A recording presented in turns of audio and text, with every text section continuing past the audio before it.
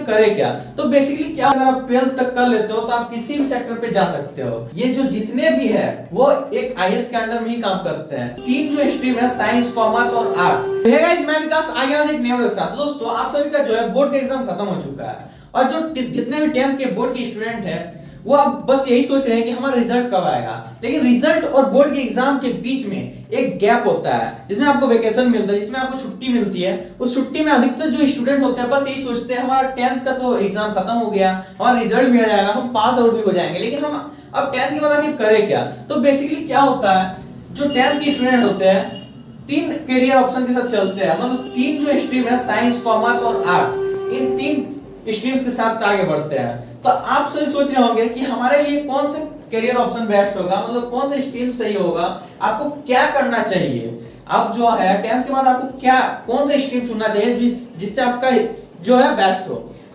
तो दोस्तों आपको 10th के बाद क्या करना चाहिए तो सबसे पहले हम आ जाते हैं साइंस पे। तो साइंस अगर हम कर लेते हैं तो हम आगे क्या क्या कर सकते हैं। साइंस अगर हम कर लेते हैं तो हम इंजीनियरिंग कर सकते हैं, मतलब हम आईआईटी को ट्रैक कर सकते हैं, आईआईटी फोड़ सकते हैं। आ जाते हैं नीट पे। साइंस करके हम क्या क्या कर सकते हैं, एक तो इंजीनियरिंग कर सकते हैं या नीट कर सकते हैं, मतलब डॉक्टर सेक्टर पे जा सकते हैं। अब आते हैं आगे, कॉमर्स अगर हम लेते हैं स्ट्रीम 10th के बाद तो हम आगे क्या कर सकते हैं। कॉमर्स अगर लेते हैं तो आगे हम बिजनेस स्टडीज के बारे में जानेंगे, मतलब बिजनेस के बारे में जानेंगे, चार्टर्ड अकाउंटेंट के बारे में जानेंगे, मतलब हम बिजनेस से रिलेटेड ही पढ़ेंगे कॉमर्स पे। अब आ जाते हैं अकाउंट से रिलेटेड। अब आते हैं आर्ट्स पे। आर्ट्स में अगर कोई भी स्टूडेंट आर्ट्स लेता है बस उनका जो माइंड सेट होता है बस एक ही होता है कि हम आगे जाके अब हमको सिविल सर्विसेज लेना है। और ये सिविल सर्विस जो है आईएएस, जो सिविल सर्विस क्रैक कर लेता है, जो आईएएस बन जाता है, ये जो जितने भी है वो एक आईएएस के अंडर में ही काम करते हैं। ये भी एक खुशी की बात है दोस्तों, लेकिन उसके लिए आईएएस क्रैक भी तो करना पड़ेगा, ठीक ना दोस्तों।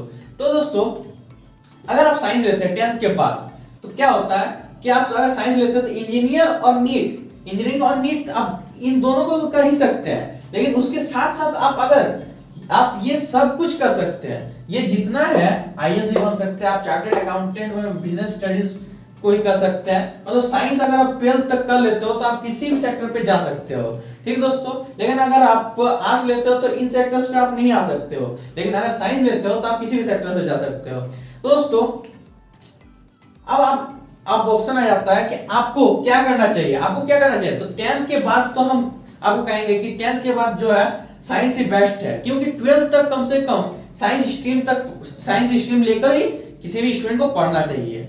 तो दोस्तों आप सभी के लिए सबसे बेस्ट करियर ऑप्शन मतलब 10th के बाद सबसे बेस्ट जो स्ट्रीम है वो साइंस ही है। क्यों? क्योंकि इसमें आगे आप सब कुछ कर सकते हो, लेकिन अगर आप आर्ट्स ले लेते हो तो फिर आप सब कुछ नहीं कर पाओगे, मतलब आप फिर साइंस सेक्टर में नहीं आ सकते हो, आपको आर्ट्स सेक्टर पे ही जाना पड़ेगा। दोस्तों आपको ये वीडियो कैसा लगा कमेंट करके जरूर बताएं, और इसी तरह वीडियो पाने के लिए हमारे YouTube चैनल को सब्सक्राइब कर लें।